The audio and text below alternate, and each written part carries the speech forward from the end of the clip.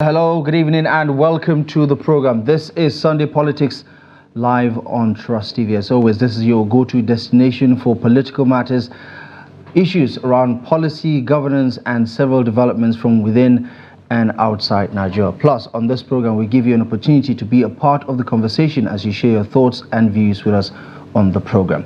Now, Nigeria's endemic insecurity has become a new normal for the over 200 million citizens as insurgency, banditry, and an unending feeling of instability permeates the largest economy on the African continent. This past week, the attention of the country was on Kaduna State, where almost 300 students and pupils were kidnapped in a brazen display of impunity by bandits. This almost weekly occurrence signposed the ever-growing challenge of insecurity amidst waning public confidence. The federal government, in its usual fashion, is talking tough while promising to return the school children unhurt, even as it vows not to pay ransom or negotiate with bandits. So, where lies the problem and how can we solve it? Is there light at the end of this long, dark tunnel for Nigeria and Nigerians? Joining us on the program tonight is Dr. Stephen Okwori. He is a security and crime management consultant. He'll be helping us navigate some of the topical issues as far as Nigeria's growing insecurity is concerned. Doctor, thank you so much for joining us on the program. It's good to see you. Yeah, thank you for having me. Right, Nigerians have become inundated with all of these stories, all of these developments, so much so that many are struggling to even keep up with, the developments around the country. Give me your sense of where we are right now with regards to our security, because the government likes us to believe that they're on top of the situation and they're doing their best, to address the gaps within our security architecture. Yeah, thank you for having me to give my perspective on the insecurity issues that we are facing in this country. Yes, in terms of where we are now, I will tell you that we are nowhere. As a professional, I will tell you that we are nowhere. I am here to let Nigerians know the true position. I don't work for government, but as a professional, I will say it as it is. We are nowhere. Well, what has reduced? Is it kidnapping? Is it banditry activities? You can name it. Nigerians are seeing that there's no result anywhere. But you see, it doesn't take away the fact that the security agencies are not doing anything. If they are not doing anything, we would have been a very, very serious situation. But the effort that they are making, the fact that they don't have that sizable number, to see how to curb or combat the insecurity issues, we have to still give them kudos. As a fellow of the Nigerian Army Resource Center, the military happens to be my primary constituency. I must say that the military are trying their best, but we need to see more of what the military are doing. And the police that claim to be the lead agency when it has to do with internal security, what are they doing? We have less 400,000 police officers.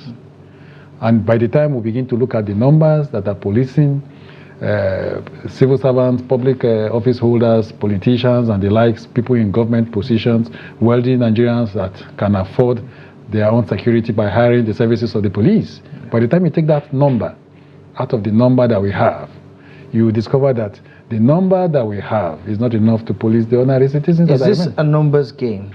Is this something that we can put on the scale and say, listen, you look at the scale of the problem, you look at the scale of the solution, the scale of the problem outweighs the scale of the solution. Is that what you're alluding to? Absolutely. The UN ratio or standard is that you have a police officer to like 350 to 400 citizens, that they're supposed to police. That's clearly a sign where you have a society that there's relatively peace within the society. But right now, Nigeria, as it is, we have a situation where we have a hostile society. Of course, you know that you can't begin to apply the recommended UN ratio in the current Nigerian situation. So right now, the fact is we don't have enough police to police Nigerians. And that is why we see that gap, you know, in protecting Nigerians and securing the nation. Now, we live in a country where Nigeria, the police are supposed to carry out issues bordering on internal security. 2 days ago, or 3 days ago rather, the army were on a rescue situation. They had to respond to a distress call somewhere in Delta, in Bamadi local government, in Delta State. Is it the duty of the army to begin to respond to such distress call? The army is supposed to come in when the police are overwhelmed in such situation. But we didn't see the police go there to respond to such distress call, you know. So why was it the army that had to go for such distress call, you know? So now, let us look at the situation. What is the police doing? What are they supposed to do? They are in charge of internal security. The situations in the country, of course, you agree with me that is beyond the police. Because when it has to do with communal crisis or conflict, why would the army be the first responders? Why? If we heard that the police were there and they were overwhelmed, then we expect that the army should come and say how to complement the effort of the police. But we didn't see that in that situation, you know. So I think that the proper thing to do is to see that the number of armed forces, the number of policemen that we have on ground compared to the number of citizens that we have, it should commensurate with what the UN is asking for. But we're not seeing that. The last working that I did, my agency did, my organization did, we have 1 police to 1,050 Nigerians. Of course, you know that it has gone way above the UN recommended ratio, which is 350 to 400.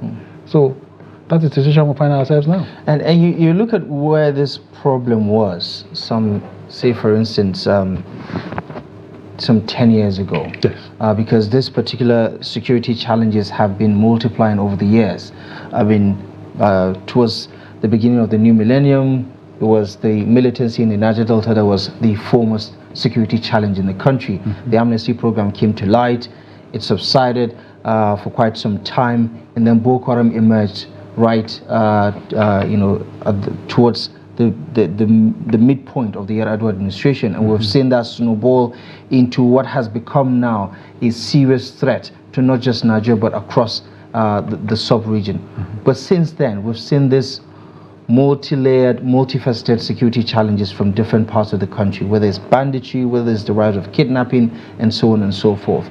Give me a sense of what you make of the nature of the security threats, especially when you're dealing with kidnapping for ransom. You're talking about bandits exploiting communities, taxing them, levying them, and so on and so forth, while the government is apparently out of ideas about how to normalize the situation. I'm happy you used the word out of ideas, but it is not way above what the government should do. I think at this point we need to see that all hands are on deck. Right now, if you want to look at the situation of insecurity in the country comparatively, you agree with me that terrorism has reduced. Yeah, terrorism reduced. You see, as a professional, we need to give kudos to who deserves to be commended. Yeah, when President Buhari came on board in 2015, kidnapping incidents, terror-related incidents was at the level of about 350 to 360 thereabout attacks that was happening that period before Buhari came on board. And we had a record of about over 6,000 persons that were killed, But at the exit of President Buhari, from that level of attacks, terror-related attacks, it reduced, down to at about 120 attacks. And we had about 350 persons that were killed during that period. But right now, you agree with me that terror has reduced compared to the way it used to happen, Nyanya, Emma Plaza within the FCT, what do you call that church now, somewhere around Zuba and the likes. And everywhere, just Kaduna Plateau but right now we don't see that anymore. Now, there's a shift. I happened to do my PhD thesis on kidnapping for ransom. During my research, I discovered that terrorists, Boko Haram, have shifted their venture from being terrorists to becoming kidnappers. I discovered that... I think we're dealing with the same people with Yes. a different motivation? Exactly. Same people. Now, from my findings, I discovered that kidnappers that kill their victims, most of them are Boko Haram or ISWAP members. Most of them belong to that sect, you know, because of course you know that they have these tendencies of, you know, of killing. Extremism. Exactly, you know. So that I discovered during my field work and the likes. But the fact is, banditry, we give these names to these criminal elements. But if you ask me, they are perpetrating the same thing. Bandits also kidnap, kidnappers kidnap, Boko Haram members kidnap. Do you know why? Because it has become a venture that is very lucrative now. The train, Abuja Kaduna bound train. Do you know how much was realized from that attack? Over allegedly 6 billion naira was raised by these terrorists. They were terrorists. They weren't kidnappers. Of course, you are aware that when the terrorists came to attack the Kuje jailbreak, some of the escapees from Kuje, you are aware that they went to meet the terrorists that kidnapped. There was a video that one of the terrorists that escaped from the Kuje prison had a video where he was saying that he had come to join his other colleagues and all that, if they like President Buhari and the like should come and look for him here and something. So let us look at the issues the way it is. It's not by branding these guys' names. They are all criminal elements. So they should be treated as such. Suicide terrorists, they should be treated as terrorists. Of course, we have the terrorism, what do you call it now? Act, right. You know, that has, right. Yes, that has offenses, you know, suicide bombing, rape, destruction of financing.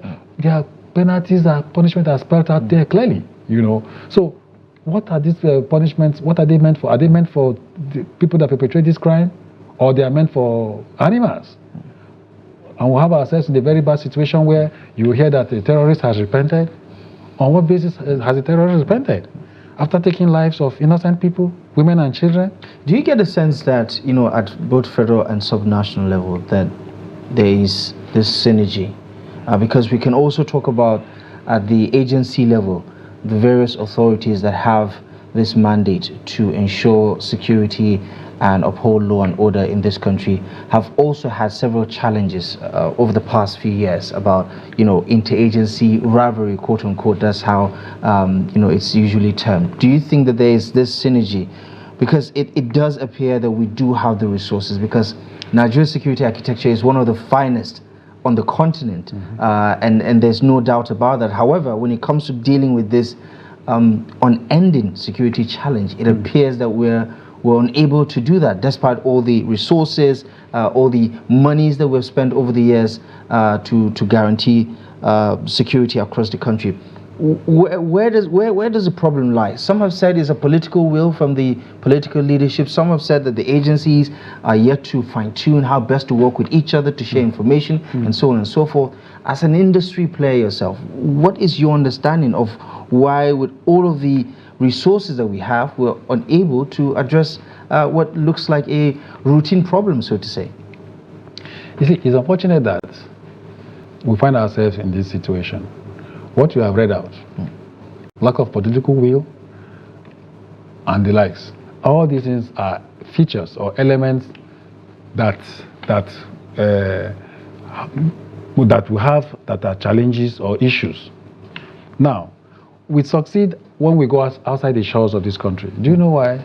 Because when you mess up outside the shores of this country, let me tell you, when they go outside the shores of this country on a peace mission or peacekeeping mission, they don't have anything to do with the federal government of Nigeria anymore. It's either they are under the UN and the other organizations that invite them to take them out of this country to perform such mission.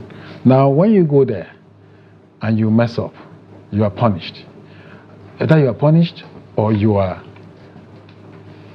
will I say, deployed back to your country or where you're coming from. Now, in this part of the world, this country, Is punishment melted to people that fail in their responsibilities? That's a question. You don't think people are being held accountable? They're not. And that's why the challenges persist? They're not. They're not held accountable. Yes, if they are held accountable and they are fired when they fail in their responsibilities, the next person that's coming to occupy that position will sit up because he knows that his job is at stake. And the political will is not there. I will say it. The political will is not there. Now, what is it exactly that you expect as far as political will is concerned? The president usually comes out to condemn these attacks. He has, at several different events, even during the inauguration or swearing of the new service chiefs, talked about synergy, talked about doing whatever they have to do, whatever they need to do to ensure security in this country. I mean, is there anything more that the government at federal or state level need to do that they are not doing, politically speaking?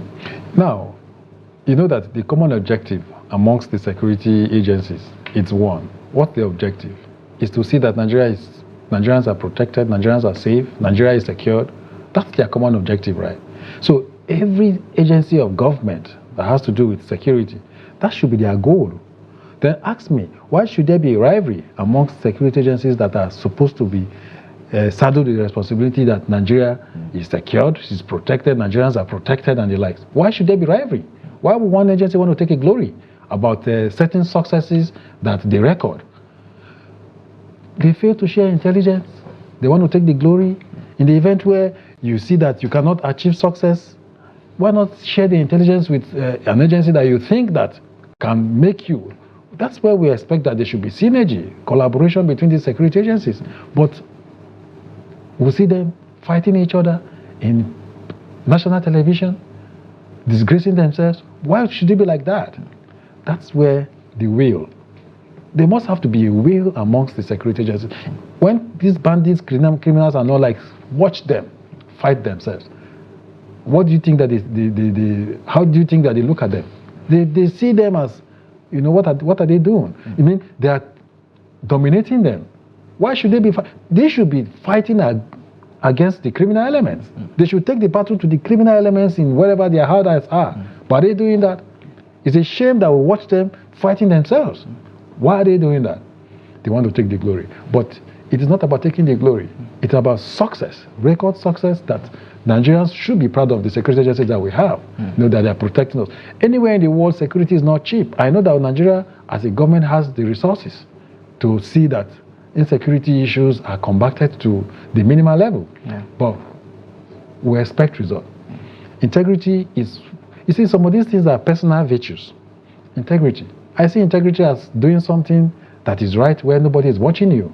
Do we have people in government, in our security agencies, doing what is right when nobody is watching them? These are the issues.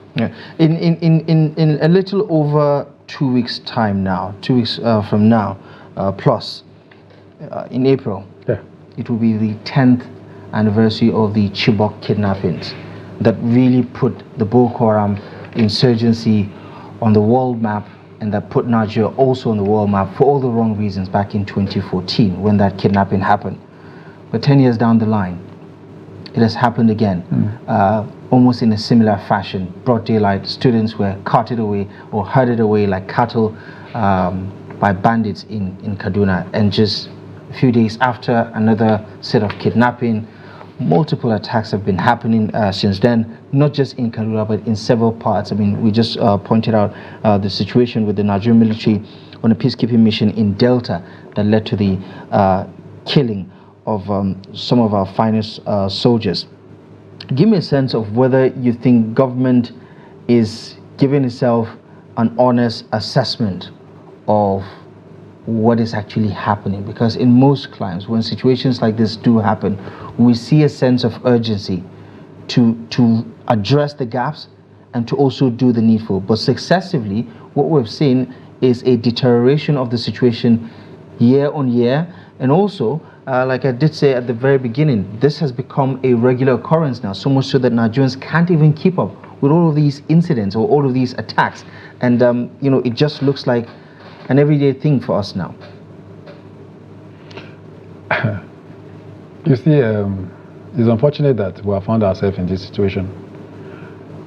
I don't know if you watched the video or the pictures of those officers and soldiers that were murdered, beheaded, sliced. I don't know how to describe it. It goes to show that it was premeditated. Because how can you now do such a thing, such a barbaric act on officers and soldiers that were on a peace mission? You don't perceive them or see them as enemies. If they could do that to officers and soldiers that were on a peace mission, if they see their enemies, because it was a communal clash, right. So if they see their enemies in that kind of attack or incident, what would they now do to their enemies if they could do that to soldiers and officers that were on a peace mission? That's to tell you the terrible situation that we find ourselves in this country. Here we are, 280 children picked from their schools, and they moved them from that school to a location where they have kept them now and they are demanding for ransom. How did they get to the location where they are now? As a serious country. Wherein lies our technology? There's a lot technology does now. Wherein lies our technology? And that is where we talk about political will. Are these people serious? Are they making money from it? Is that their interest? And I put it to you that, I'm sorry to use this medium.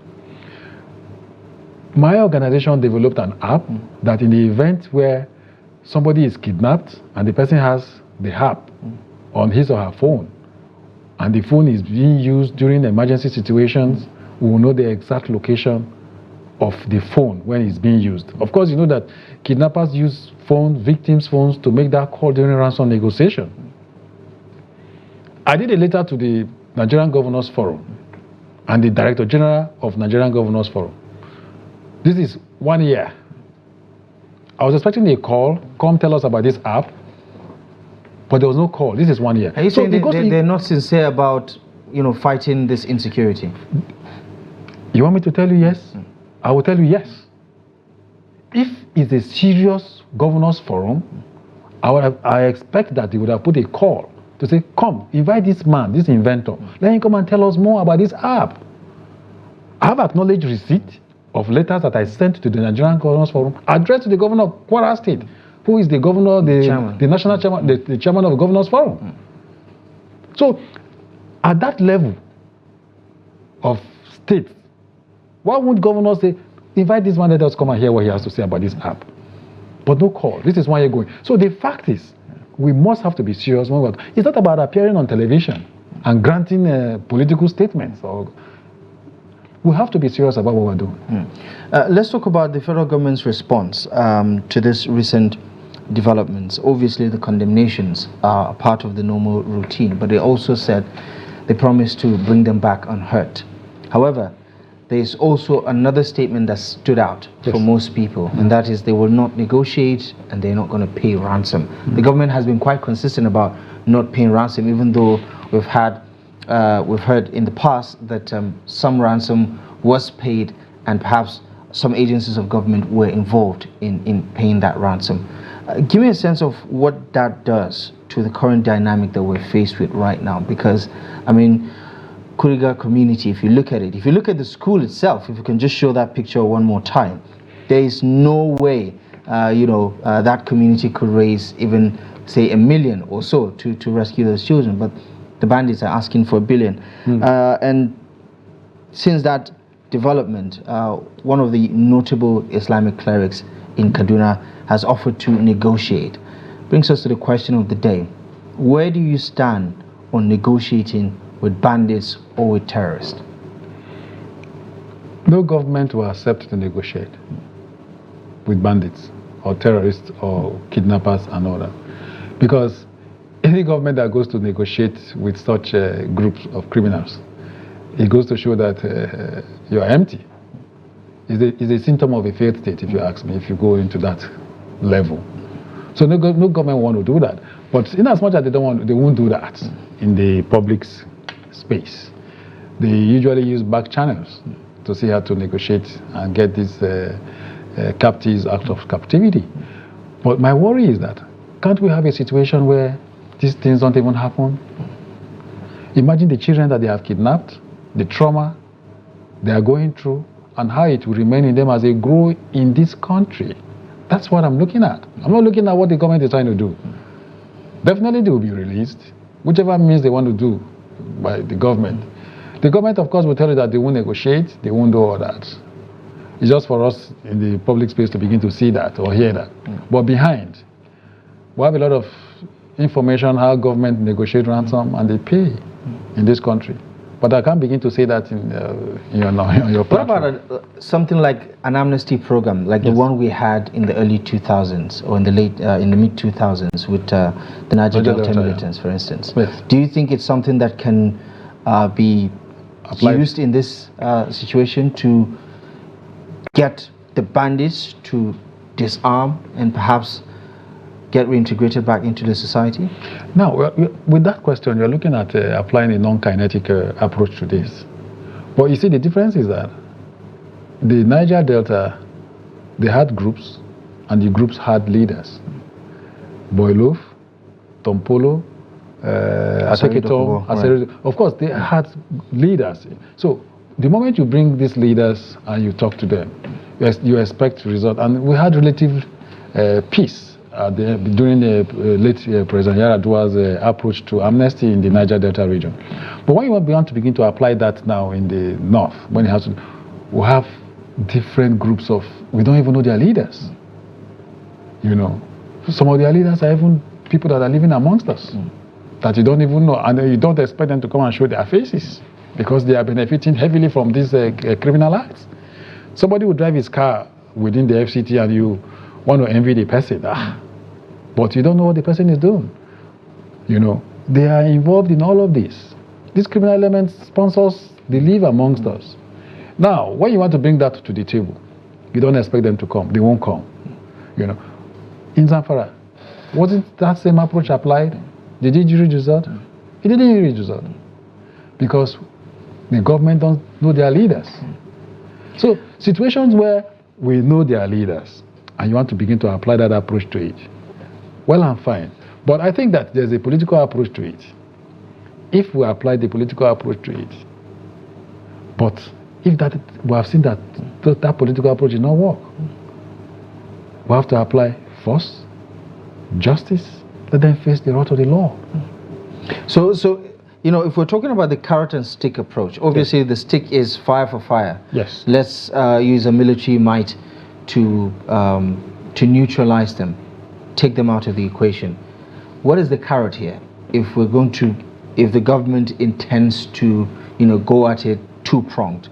One is you can't stand us if it's fire for fire. So we're going to give you a simpler option, surrender, and perhaps what would it look like? What would the other non-kinetic, if they're not going to negotiate, if there's not going to be an amnesty program, what would be the other approach that is non-kinetic that can be used here?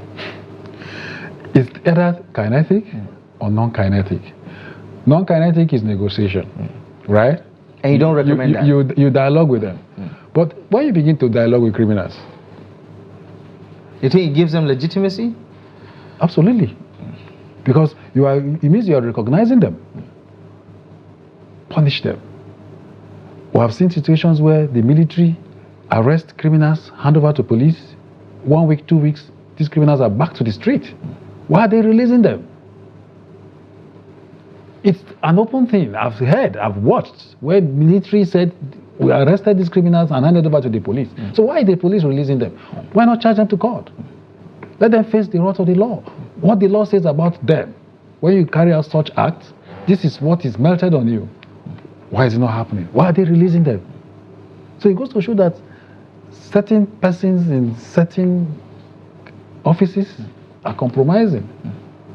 Should we find ourselves in that kind of situation? And sadly, there are several cases, especially the ones that has been uncovered in Plateau State, for instance, where military officers were compromised or were caught in the act of not just selling intelligence but also selling arms and ammunition to certain criminal elements, and that has also been a part of the conversation as far as Nigeria's insecurity challenge is concerned. This is a reminder that you can join the conversation if you want to, if you have something to add. a thought, a view, a question, or an opinion, please feel free to send in your thoughts by giving us a call to the number that will be showing on your TV screen. Join the interaction. We'd love to hear from you regarding whether the government should or should not negotiate with the bandits who have made life rather uncomfortable for the most part for most Nigerians, and for the recent victims, disrupting their lives in a very traumatic way.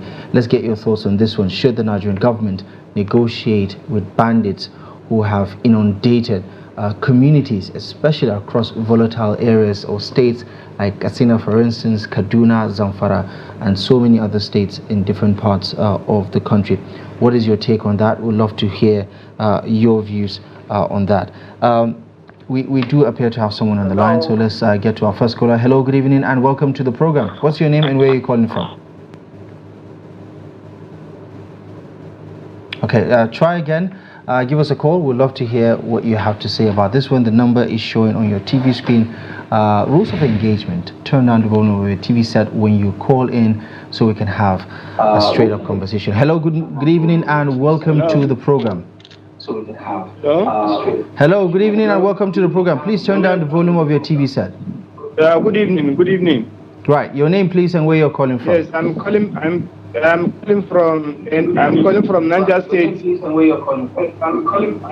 I'm calling from Niger State, from a local government. Yeah, just turn down the volume of your TV set and come again. Your name, please. You're calling from Niger. We didn't get your name. Yeah, just turn down the volume of your TV set and come again. Your name, please. You're calling from Niger. Hello there. Okay, just a quick reminder again. The TV volume needs to be down so we can have a straight conversation.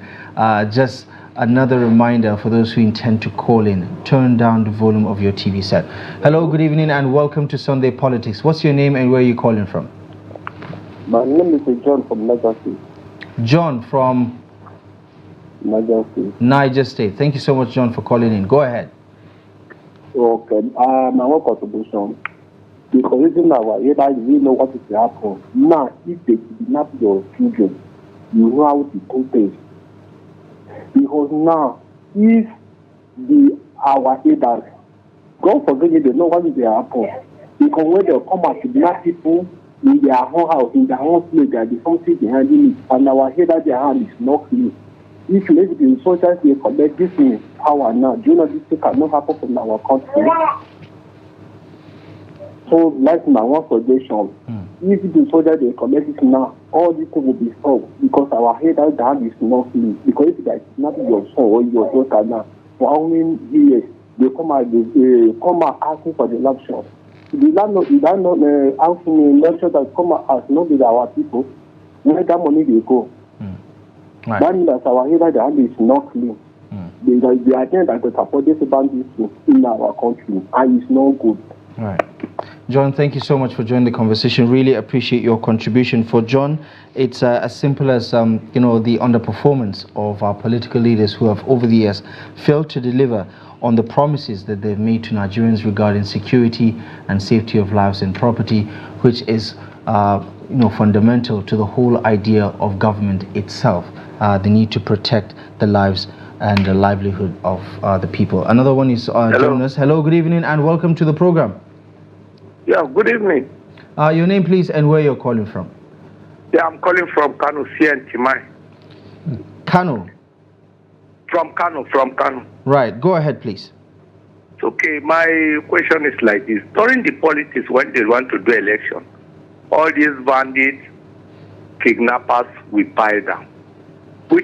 Where I'm going through is that maybe government know the policy that they will use to stop these kidnappers and bandits. But after election, this issue of bandits will come back. So please, if they will tell us, really, government know what to do, but they don't want to. You think there's a connection? I have a response to that. You think there's a connection? You said? You think there's a connection between the politics yes. and the insecurity, right? Yes. Right. Because after the election, bandits will come back again, kidnappers will come back. But during election, even where they think that the election will not be held, the election will be held peacefully. Right. Okay. And again, if it is something that I personally can appeal to the kidnappers to leave poor people alone and touch who they're supposed to touch and collect their ransom. Because these people, they are kidnapping their children, they cannot afford. Right. Later, they will kill them. You see? So that's my question. Thank you so much, Mike. I know where your opinion is coming from with regards to the high and mighty in society and who appear to be untouchable regarding this. But just to his point, I think there's a connection between the politics in the country and the rising insecurity. Do you know why that we experience less insecurity activities or issues during election period or process? Police, the military, and other security agencies are usually deployed. And of course, you agree with me that most of these criminal activities happen in our rural communities. And of course, you also agree with me that elections happen also in our very rural communities as well. So when these criminal elements, bandits and the likes, they know that during the election period, law enforcement agents are deployed to these rural communities. So there's presence of law enforcement agents in our rural communities. So they try to take cover during that period. But at the end of this election period or process, they usually withdraw them and begin to deploy them to other... I think to Mike's point is that, he's saying that some of our political leaders are the ones calling the shots when it comes to these criminal elements, that they are their boys, quote unquote. The presidency has talked about, that there is subterfuge within the system. There are people who are trying to undermine the Tinubu administration, people who are beneficiaries of subsidy, who are not happy with the removal of subsidy, people who are not happy with the certain policies of the government, and that's why this is. At least that's the point of view of the presidency. Where do you stand on some of the people? You alluded to it earlier that there are some people who are in the cities who don't have any connections with the forest and everything, but they're the ones who are controlling what's happening with regards to the activities of bandits. Yes, absolutely.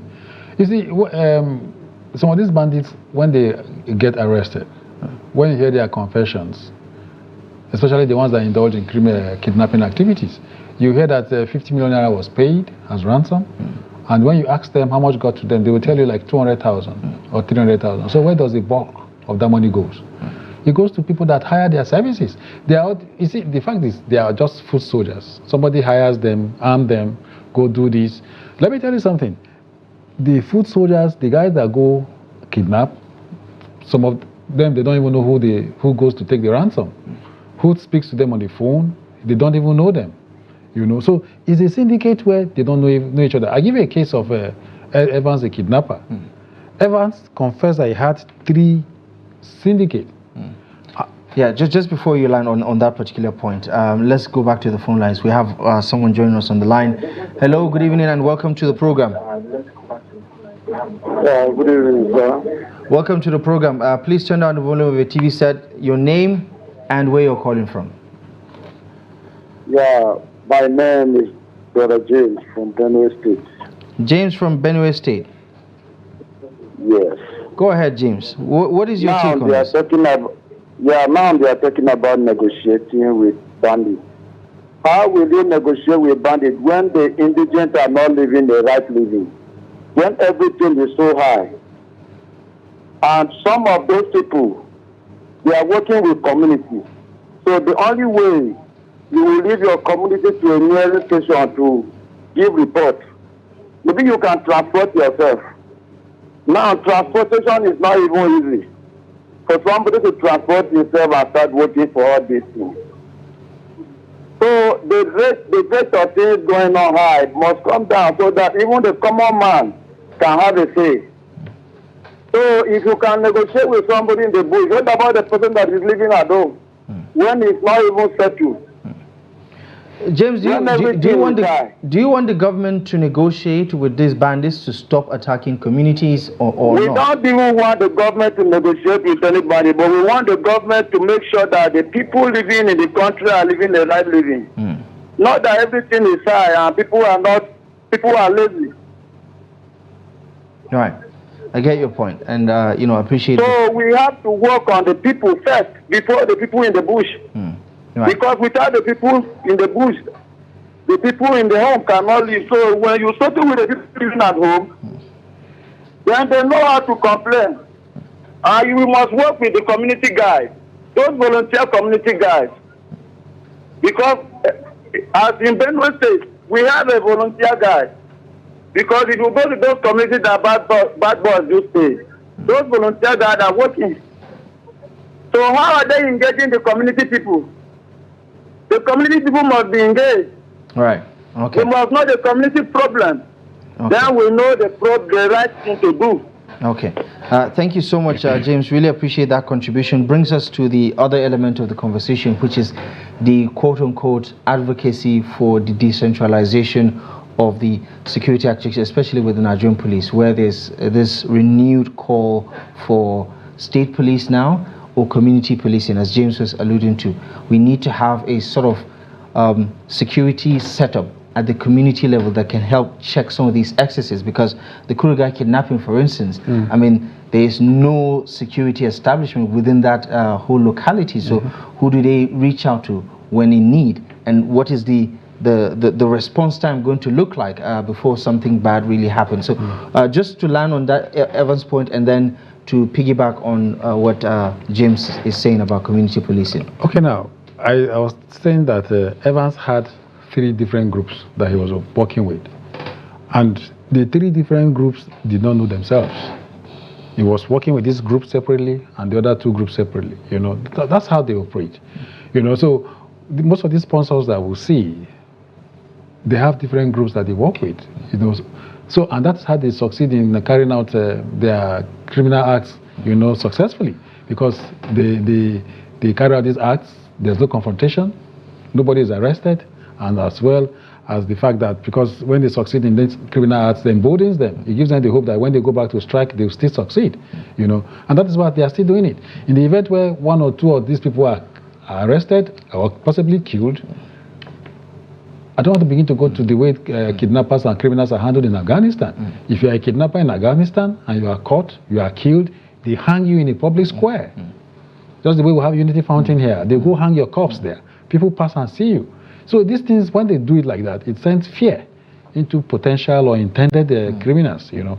But that is not the practice here in Nigeria. You think kidnappers, criminals, bandits get a slap on the wrist more often than not from the system? Absolutely. The risk compared to the benefits, they're incomparable. You can kidnap without an arm or a gun, and you go scot-free, and you collect the ransom you want to collect. So somebody kidnaps today and gets 60 million, 100 million naira and the likes, and nothing is done, he's not caught. It emboldens them, you know. So that aside, now, state police, yes, fantastic idea. But I belong to that class, that school of thought that I am an advocate of rural presence of security, because most of these criminal activities happen in our rural communities, hinterlands where there is no security presence. If you go to that very school that those children were kidnapped, you won't find a single policeman there. Now, we must have to see that we have presence of security in these rural communities. With that, it can send some signals, some fear into these perpetrators of these acts. But in the event when they come, carry out these acts, and they go scot-free, there's no confrontation, you think they won't come back again in some other rural communities and carry out the same act? That's the challenge. Nobody confronts them. So we must have some group of persons that we must see that will confront them each time they come to strike. How do we now achieve that? They're talking about state police, yes.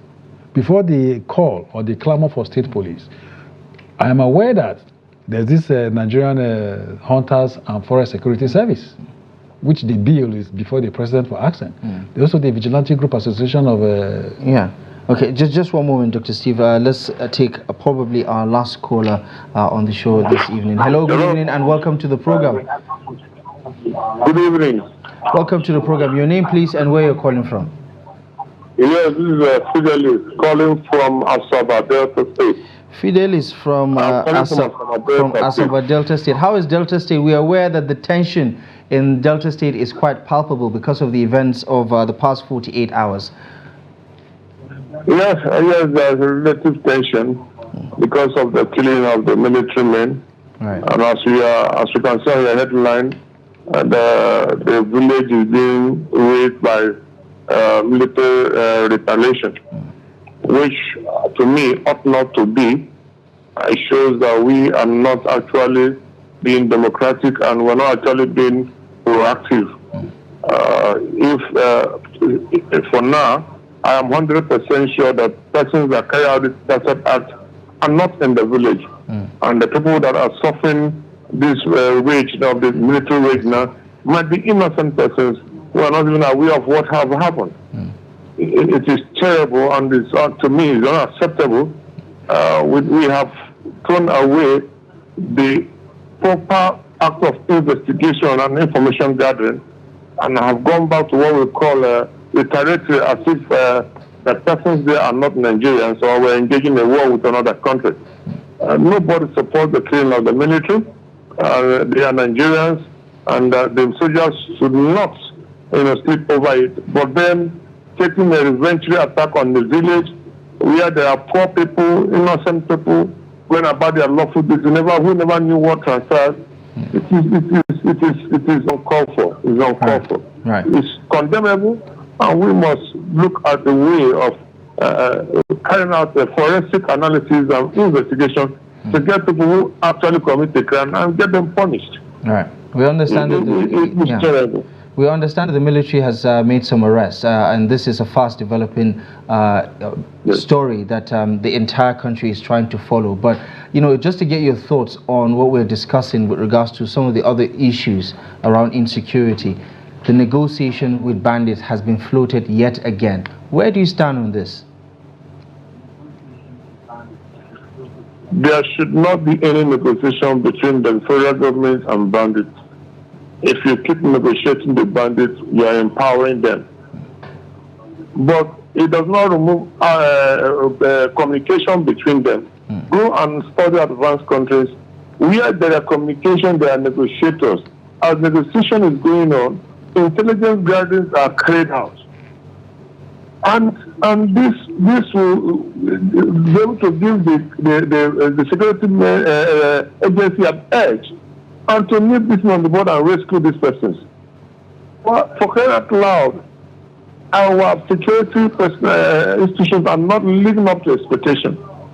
How long shall we continue to kidnap people to be kidnapped and people, children, innocent ones are kidnapped, and then we're all talking about negotiation? Right. Go and check it. Most of all the kidnapping ransom have been paid, and right. That's why it's becoming more and more lucrative.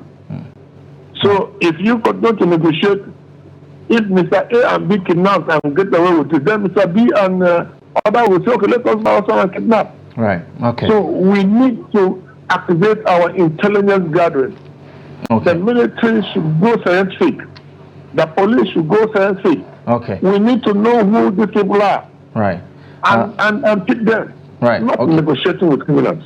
Thank you so much, Mr. Fidelis. Be safe, and we really do appreciate you for calling in on the program. It's nice that we did get, some feelers from Delta State, where the soldiers, the Nigerian military, is currently trying to uncover what happened to those soldiers that were killed while on a peacekeeping mission across two warring communities in parts of Delta. Dr. Stephen, just before we go, your final thoughts on where you see this, trajectory heading towards. Do you see light at the end of this proverbial dark, disturbing tunnel?